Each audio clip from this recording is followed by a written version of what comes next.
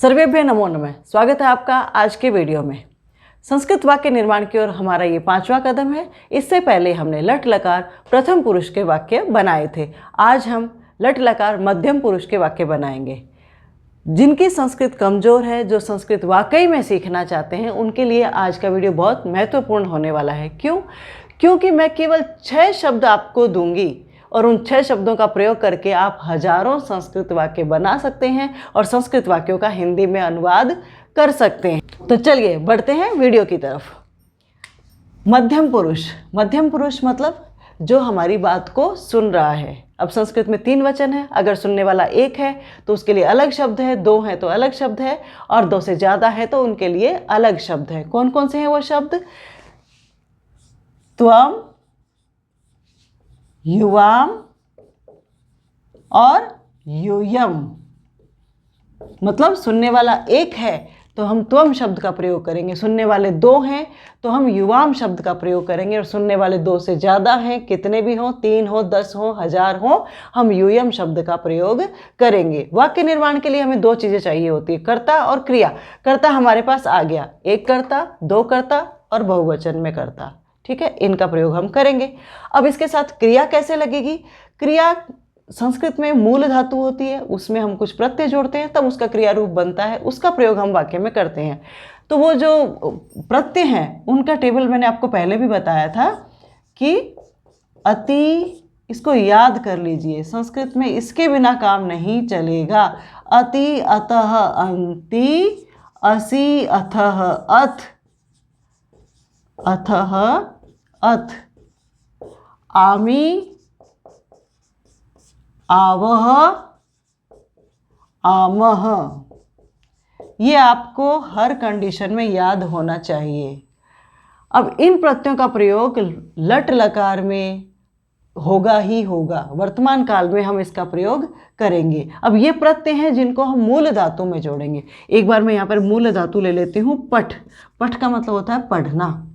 ठीक है, अब इसको हम प्रयोग ऐसे कैसे नहीं कर सकते, हमें इसमें कोई ना कोई प्रत्यय लगाना होगा। अब प्रत्यय का निर्धारण कैसे करेंगे, हम कौन सा प्रत्यय लगाना है, वो पुरुष के हिसाब से होगा। आज हम मध्यम पुरुष की बात कर रहे हैं, तो मध्यम पुरुष के लिए जो प्रत्यय हैं वो ये वाले हैं। इन 3 प्रत्ययों का प्रयोग हम मध्यम पुरुष के लिए करेंगे। ये जो 3 थे इनका हमने प्रथम पुरुष में वाक्य निर्माण में प्रयोग किया था।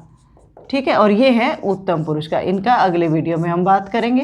तो मध्यम पुरुष के असि, अथः, अथ है। अब 1 वचन है तो पठ में हम जोड़ देंगे असि, तो शब्द बन जाएगा पठसी। अगर द्विवचन है तो हम पठ में जोड़ देंगे अथः, शब्द बनेगा पठथः।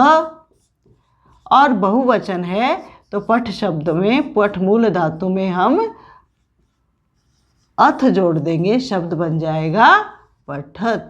यानी पठसी, पठतः, पठत, असि, अथः, अथ।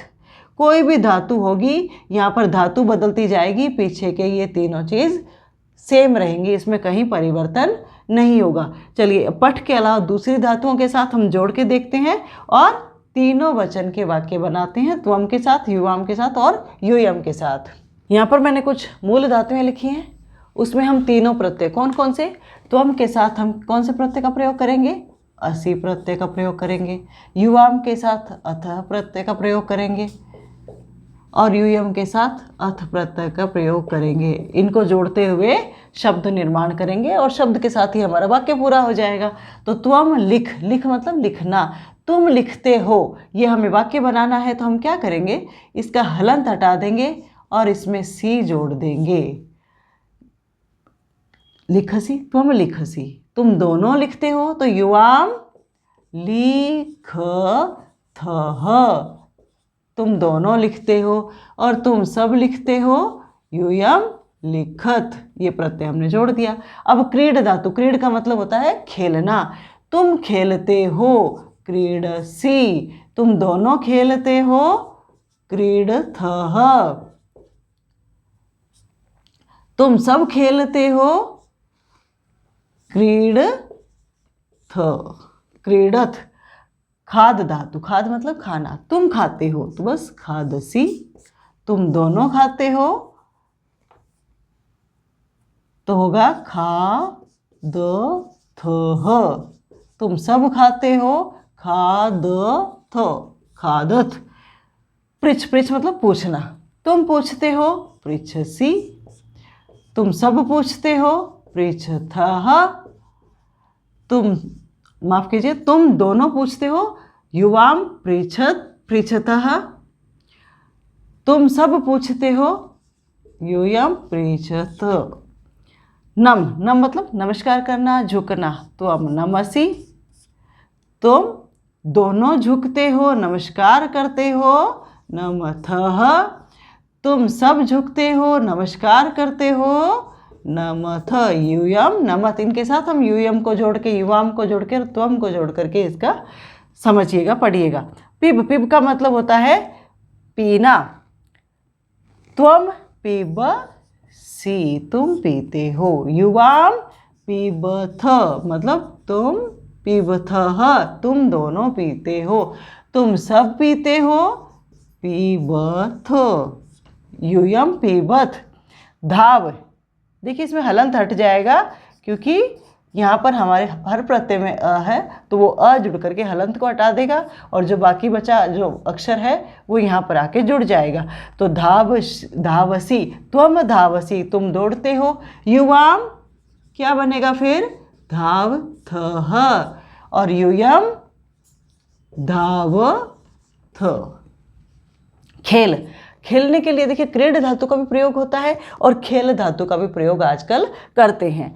तो हलंत हटाया और सी लगा दिया, तुम खेलते हो। युवाम तुम दोनों, खेलथः, और तुम सब खेलते हो, यूयम खेलथ,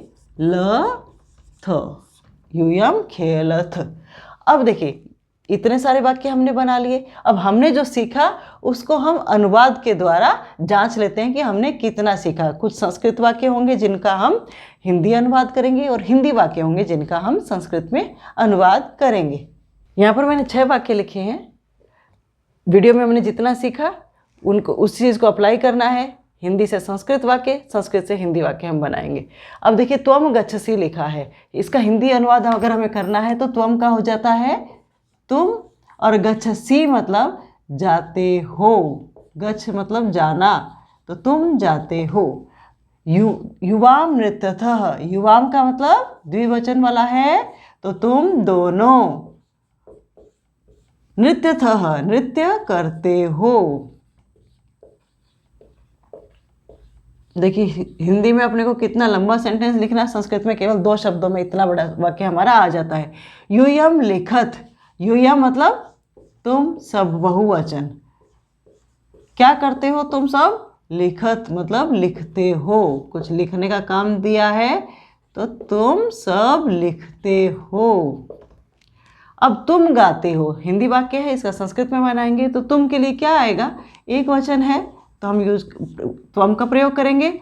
और गाते हो, गाने के लिए धातु होती है गाय और एक वचन है इसलिए असी प्रत्यय जोड़ा, त्वम गायसी। तुम दोनों आते हो, तुम दोनों के लिए हम क्या लिखते हैं शब्द, संस्कृत में क्या शब्द है, युवाम।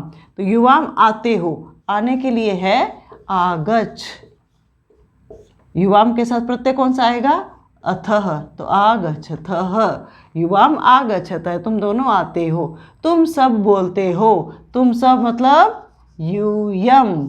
बोलने के लिए वद धातु है, प्रत्यय हमारा थ है, तो यूयम वदत। आपने कितना सीखा इसको चेक करने के लिए आप वीडियो को पॉज कीजिए, अपने वाक्य लिखिए, अनुवाद कीजिए, फिर यहाँ से मेल करके देखिए कि आपने कितना सही किया है। वीडियो में लास्ट तक बने रहने के लिए बहुत बहुत धन्यवाद। और जिन लोगों को संस्कृत सीखनी है उन तक ये वीडियो पहुँचाइए और चैनल को सब्सक्राइब कीजिए।